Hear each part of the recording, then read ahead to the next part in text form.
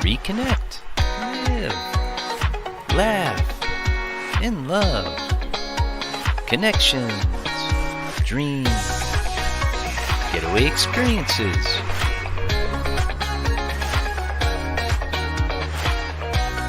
Braveheart Workshops. Unique Getaways live with Jill Reynolds. Hi, this is Jill Reynolds live with Braveheart Workshops, Connections, Dreams, and Getaway Experiences. And joining me today is my friend Beverly Zeimet from New Mexico. Hi, Beverly. Hi, Jill. It's a pleasure to be here. Thank you for having me on your show today. Well, thank you so much. I really love your show. It's so entertaining and such great guests. I love to hear your show. So thank you for being on my show. So I'll tell the audience a little bit about the wonderful things that Beverly does. She has over 35 years of experience helping others change their lives in relationships, finances, health, and personal identity. She's impacted many through her workshops, her trainings, and her one-on-one consultations.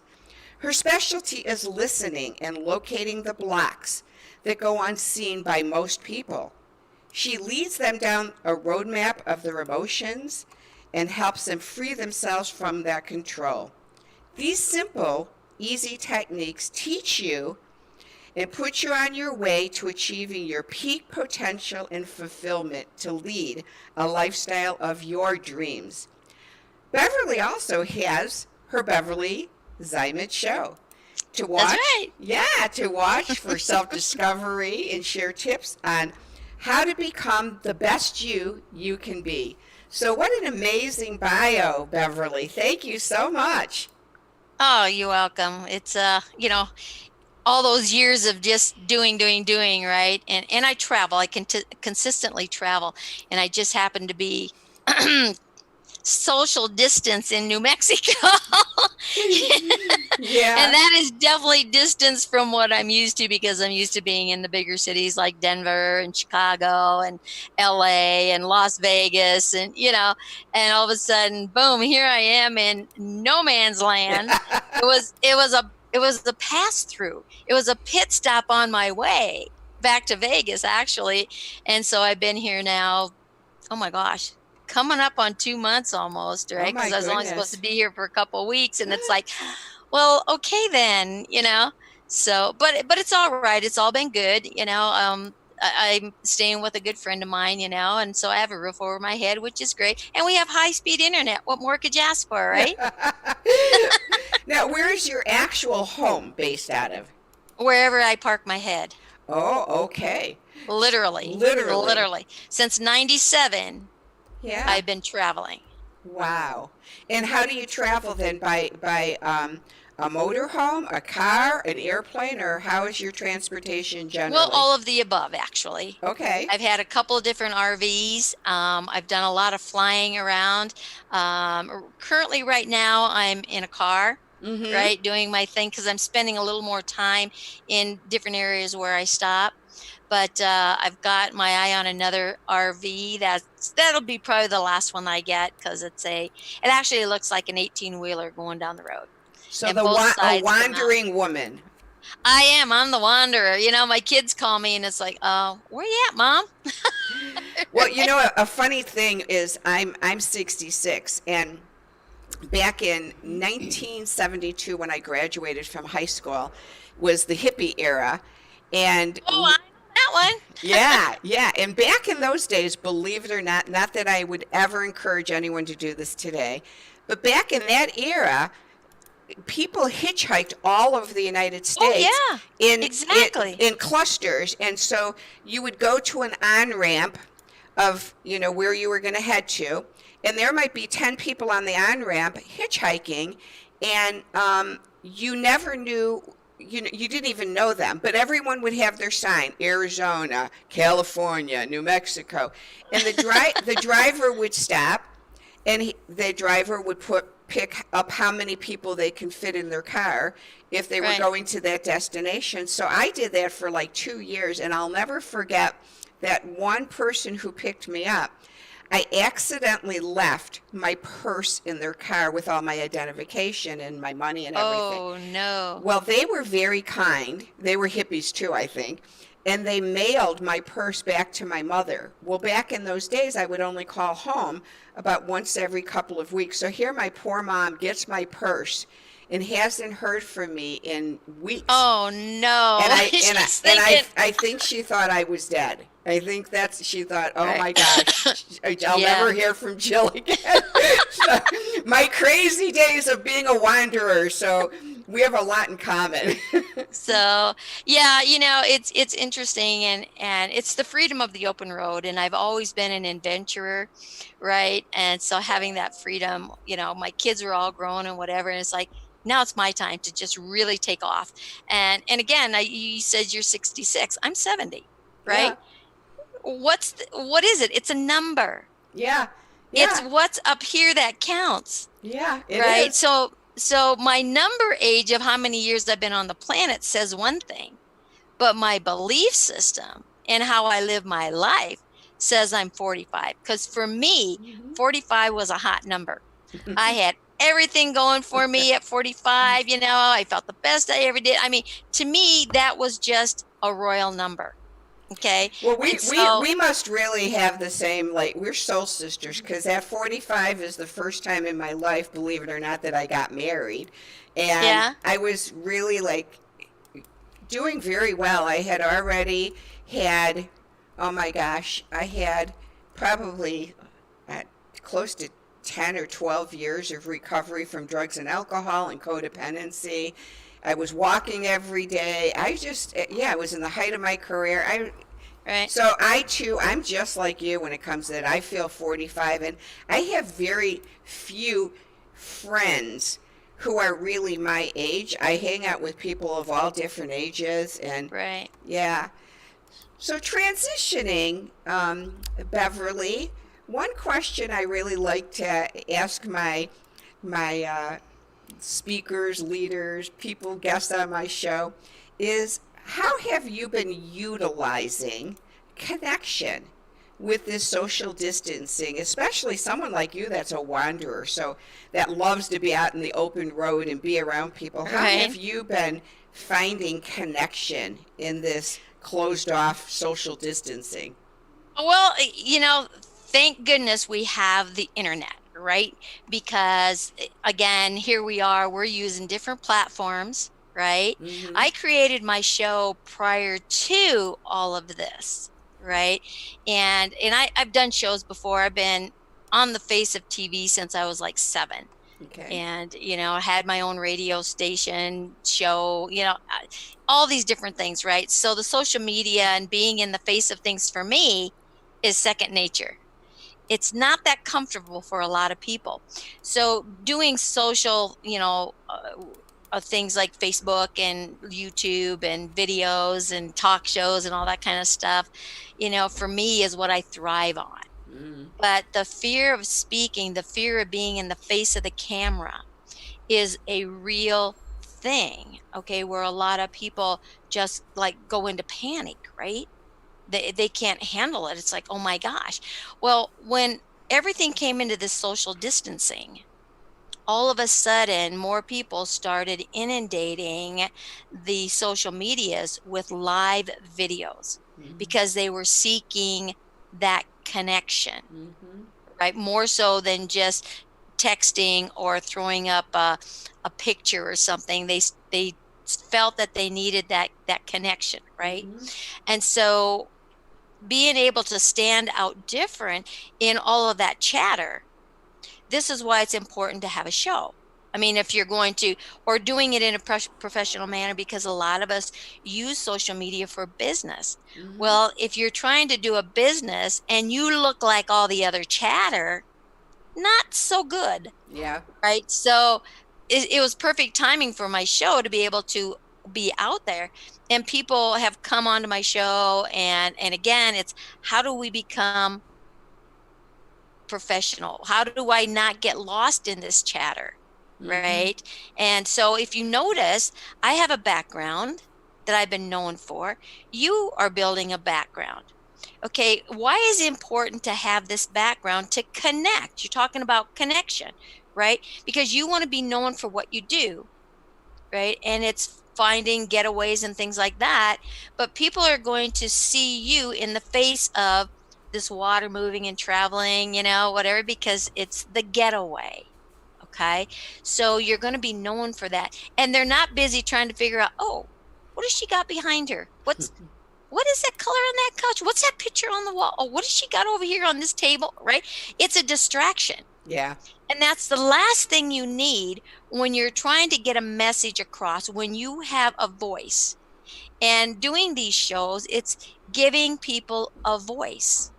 Mm-hmm. And so when you ask about that connection, it's one of the broadest connections ever, and a lot of businesses have gone to online connections. Mm-hmm. When it comes to Zooms. Oh my goodness. I was using Zoom, and then we got inundated, and all of a sudden the whole thing, Zoom changed a lot of things on their platform, and they didn't even ask me. Can you believe that? They didn't ask me for permission. Like, how dare them change their platform? Exactly, especially I never got the memo, but especially to those people who get Zoom for free, and how dare you change my free platform? Yeah, exactly. Oh my gosh, it was crazy. And again, so it's making some adjustments, and understanding what was going on. So there was a couple days of technical things like, okay, we got to make this go. The show still goes on, and so what do you do in the midst of a crisis, whether it's just a little thing like Zoom's not working, right? Or if it's this whole COVID situation, that's global, right? Yeah. So crisis is a crisis depending on what it is. How do you go beyond that?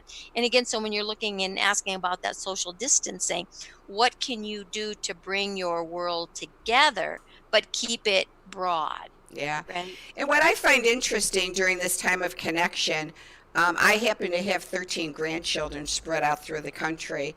Right. And my closest ones, because they're only 3.5 hours apart, so I see them more often, they're 7, 5, and 4.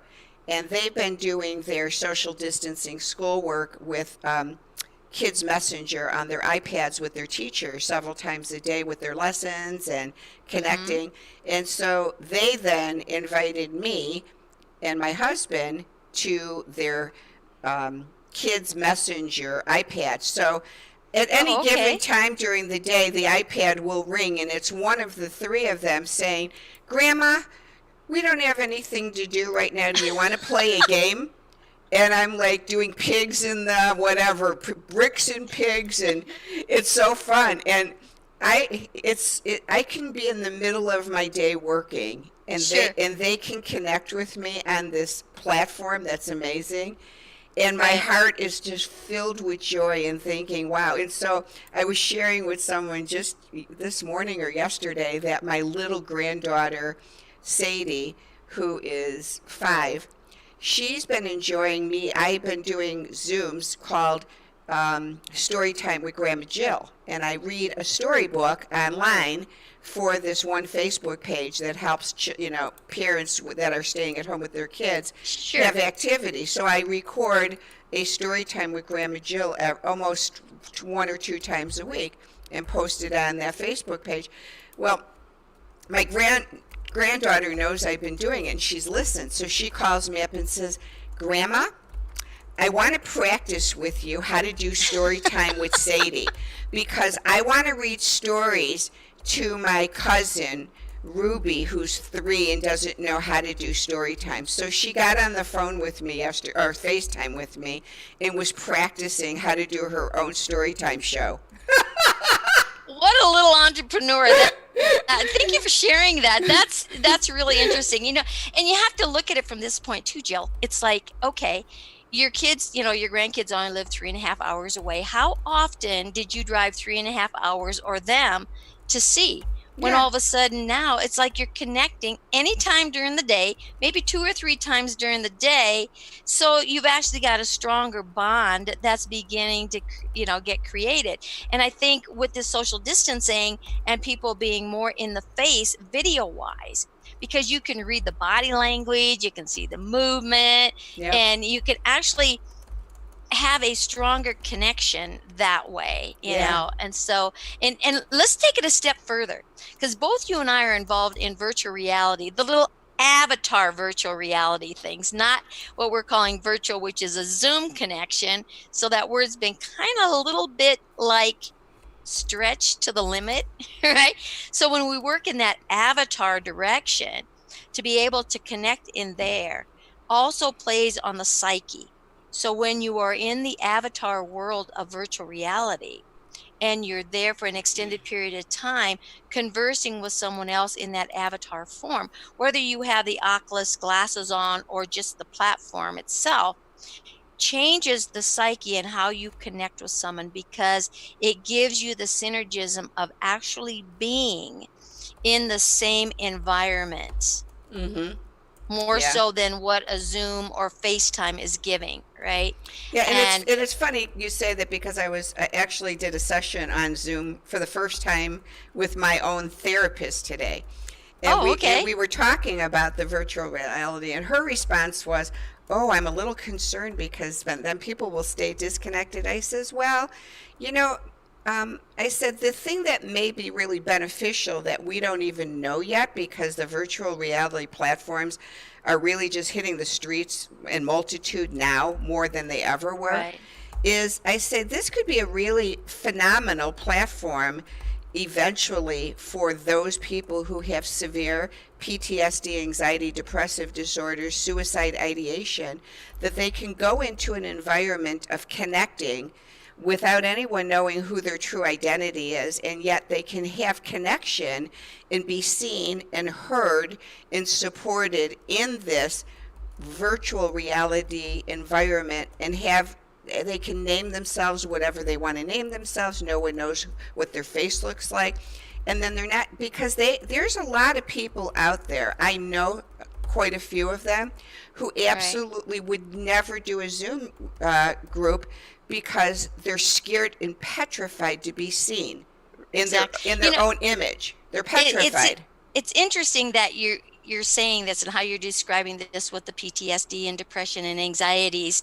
The mental health organization has been working in the virtual reality world already for several years. So there's a whole practice out there where they're taking people with these extreme issues and working through them through the VR already, and having phenomenal results. You know, I personally was looking for a virtual reality world over a year ago, to be able to do my workshops and stuff and be able to connect with people from all over the world without having to have that travel, but still have the synergism of being in that room in an auditorium next to someone, to have that. And I really had no idea that virtual reality was in that, you know, in that realm, where it's really advanced now with business and everything, especially here just in the last 6 weeks. You know, so to be able to have that type of thing. And again, when you're looking at not only people who are afraid to be out in public and don't want to be seen, or very self-conscientious for whatever reason, they want to attend events, but fear has kept them away from. Now they can actually attend events. Someone who may be bedridden or maybe wheelchair bound or something that doesn't have the capability to do traveling, someone who maybe is tight on funds, or they can't leave their families because they may be a single parent and then they have to pay for a babysitter and then time away from, you know, it's not the event that's the issue of the cost. It's all the other stuff that goes into it. So, and you can even take it another step, though, because I see eventually, and then we'll transition to the next question, but I see it eventually, too, where it'll be really good for business travelers and executives who actually travel quite a bit, and then they're stuck in their hotel room in the evening, and yet they still need to get business done. So they can get to their hotel, they can power up to the internet, and they can still have a business meeting in virtual reality right from their own hotel, with stuff that really needed to maybe get done during the day that had to be postponed because they were on an airplane for 5 hours.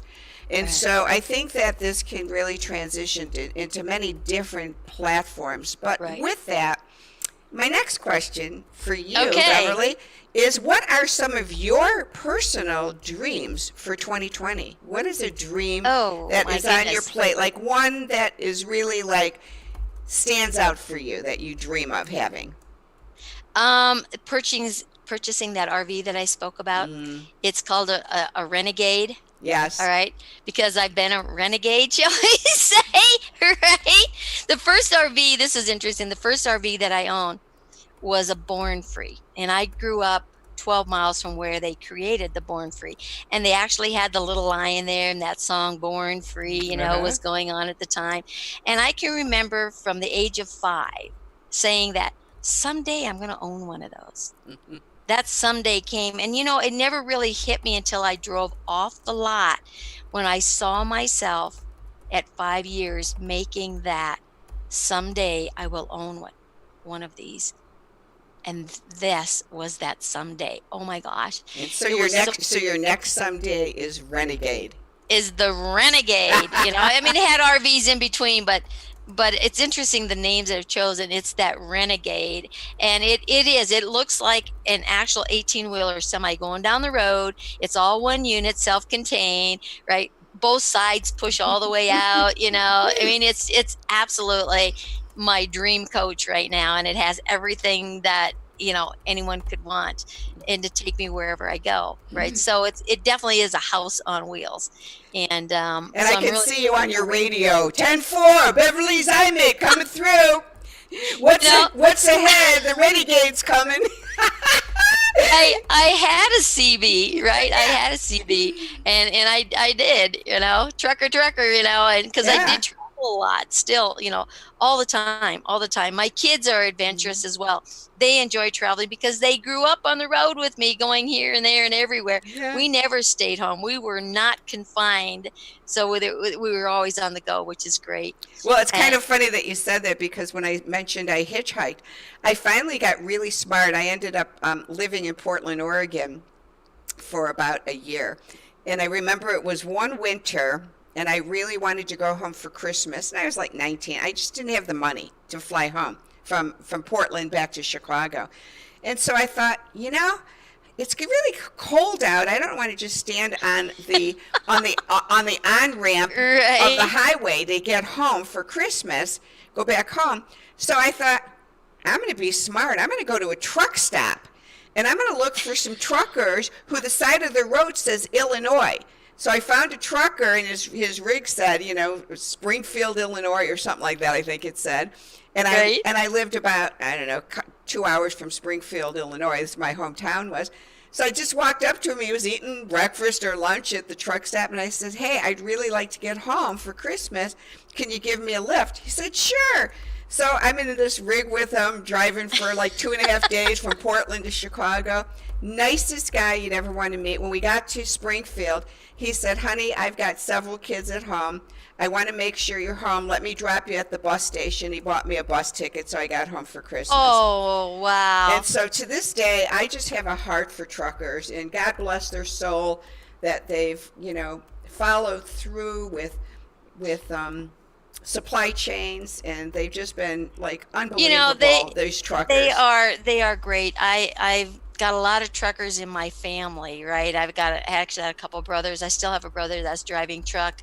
My uncle drove truck. So there's a long history of truckers, and I do have respect for truckers. Yeah. I really, really do. And they're there. And same way with bikers, right? You hear all these stories and stuff, but I'm telling you, the biker heart and the trucker heart are real. They are. They're and real people. I'm the same time. I'm like, when a trucker needs to pass, I flash my lights to say, come on over, get over, cut them off and stuff. So anyway, so that's your dream, is your Renegade. That's my biggest dream. You betcha. I got other little dreams that are fitting in, with my business is where I'm taking it and all that kind of stuff. But the ultimate goal to reach this year is to be in that Renegade.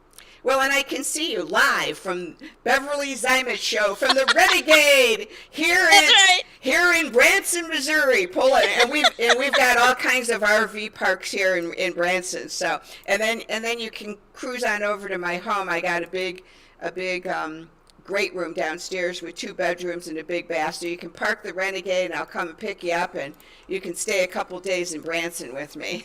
I have other friends that are in Branson that actually have shows down there, and it's like, and it's like, whoa, everything comes to a halt, So it's going to be interesting to see how things develop, as we come out of this in the direction that we head.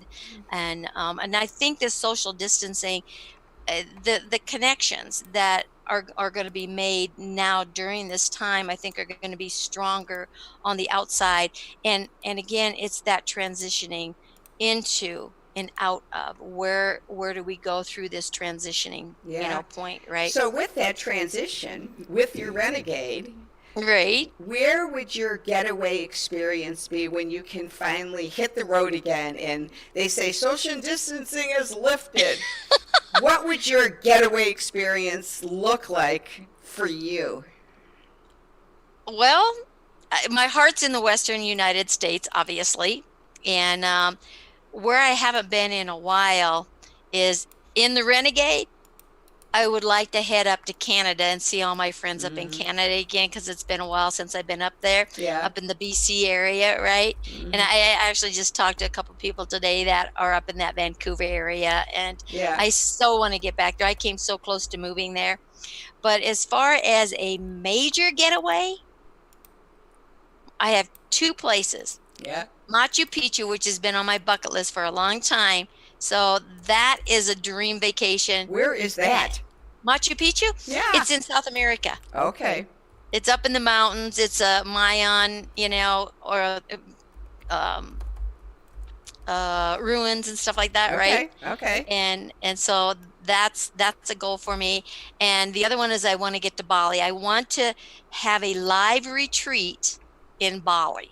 Great. Right? After everything gets cleared up, after the earthquakes and all that hit, I mean, there's places that got really hit badly. Or it wasn't in Bali, I think. Just to travel again, to out of the country places. Right. Well, mine is, and that's why I have this picture, mine is Aruba. I have just fallen in love with Aruba.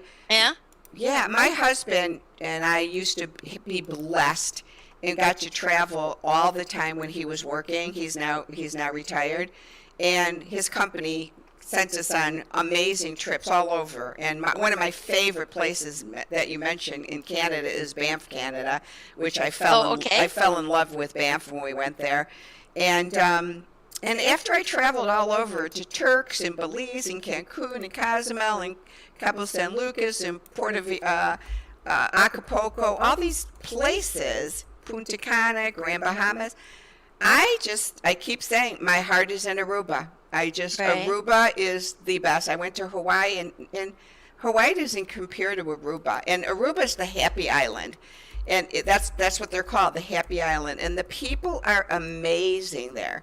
So this is kind of my backdrop is Aruba here. So that's the minute I can get out of Dodge, that's where you're going? I'm going to Aruba, and I hope to bring a group of you with me, because we'll have a ball in Aruba. And I hope I want you to come with me, Beverly. I've heard of Aruba. I know people who have been there. I've never been there personally myself, right? And again, isn't that in the Pacific coast? I mean, on the Atlantic coast? It's the Caribbean islands, and it's about a 20-minute plane ride from Venezuela. And it's owned by the Netherlands, actually, the Dutch.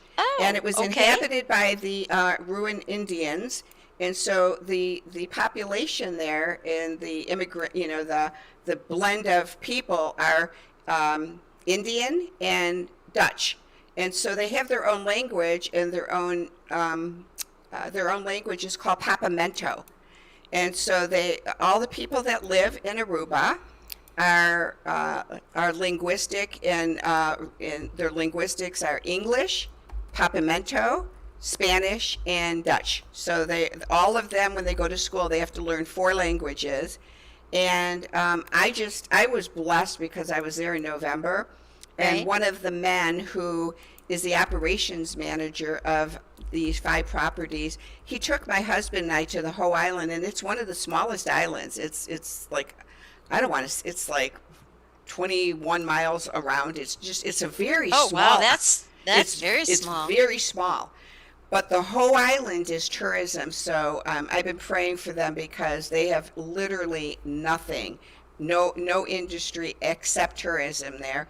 And so they're like praying diligently that they can open up in the next 30 days. They're down to only like 19 people in the hospital and no outbreaks in the last 10 days. So we're hoping that the island will open back up. So Wow. yeah, so Yeah, it's a changed world. There's no doubt about that. and we So experience that in Branson too, because we're all tourism in Branson as well. yeah, there's a lot. There's definitely a lot of tourism down there. Yeah. Right. So Here in New Mexico, where I'm at, it's just oop, reservation, and that's yeah, about it. I mean, you can go like 3.5 hours into Albuquerque, and then you can drop into Taos and Santa Fe from there, which is a little more activity and action.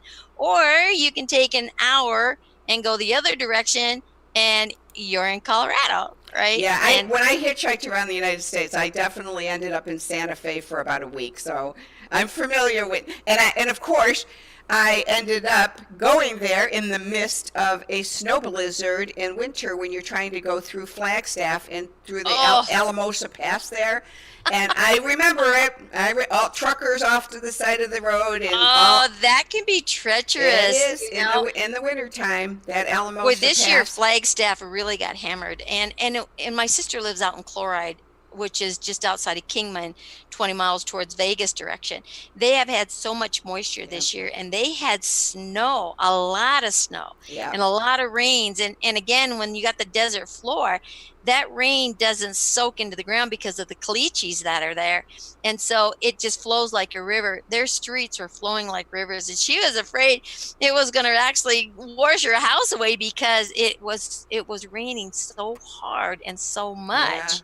Yeah. And the debris that gets uncovered, oh my gosh, it was crazy. Yeah. And so they've had some interesting weather this year, but then again, you look at all over, Yeah. where Well, they've been I'm familiar with a little bit of New Mexico. So, in closing, Beverly, tell Sure. me on your cell phone with connection Okay. with your cell Can phone. I cheat? Can I look? You can look at your cell phone. What are the 2 must apps that you have on your cell phone? Should someone ever tell you you have to delete all apps and you only get to keep 2, which 2 would you keep? I would keep my bank account app. Okay, need that. Got to get my money. Because you can take a picture of a check and deposit it. You can transfer. You can do whatever, right? So, and I do a lot of online banking stuff. Okay. So definitely have my bank. Mm-hmm. And then another thing that's kind of tied to that would be my ability to take money, which either be probably Square or PayPal. I would say probably Square, because I can open it up and do a lot of things on that. So that's part of the livelihood of life on the road, Yeah, yeah. It's funny what we think. When I first answered that question, mine was I had to have Facebook so I could stay connected, and then I said I have to have Waze so I know how to get to where I'm going. so I know how to get home. I moved to Branson just under 2 years ago, and I still have no idea where north, south, east, or west is. So if I don't have Waze, I have no idea where I'm going. I have been in a few towns like that. Colorado Springs for me was that way. And Yeah. I was in Colorado Springs because I lived in Denver for 9 years, and my business was working in the automotive field, right? So I had my own paint store basically in the back of a truck. So I'm used to driving big trucks, okay? So I was down there at least once a week. And as soon as I hit the outskirts, now it's south of Denver, but as soon as I hit the outskirts of Colorado Springs, I had no clue what direction I was going.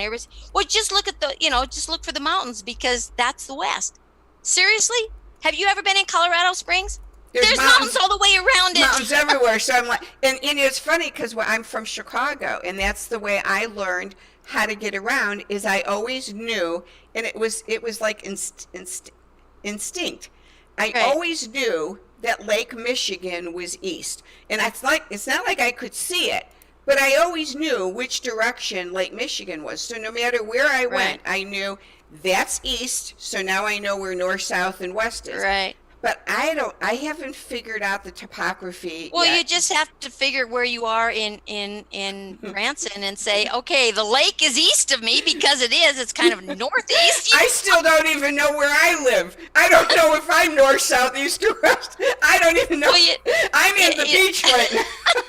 You're in the beach. I'm in outer space, Yeah, right? So it doesn't matter what direction you go. I just feel like I'm chilling on the beach, and I don't care except when I need my ways. Well, as long as you know where you go. So this is what I say all the time.